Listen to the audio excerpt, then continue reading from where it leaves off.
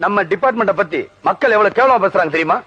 தினமும் டிராபிக்ல ஆபீஸ் போற அவசரத்துல யாராவது மஞ்ச கோட்டை கொஞ்சம் தாண்டினா போதும், ஏதோ நாட்டோட எல்லை கோட்டை தாண்டின மாதிரி ஓரங்கட்டு, ஆர்சி புக் இருக்கா, லைசன்ஸ் இருக்கா, வண்டியில ஹெட்லைட் இருக்கா, பெட்ரோல் இருக்கா, வீல்ல காத்து இருக்கான்னு தீவிர விசாரணை.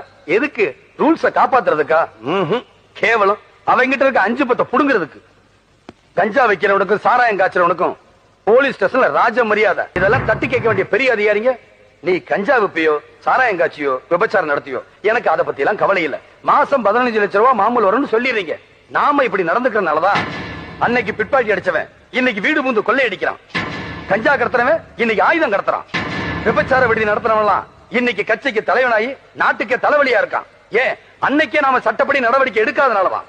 அரசாங்கம் சொல்றமே, எது அரசாங்கம்? எம்பி, எம்எல்ஏ, மந்திரி இவங்க அரசாங்கம் இல்ல, மக்கள் தான் அரசாங்கம்.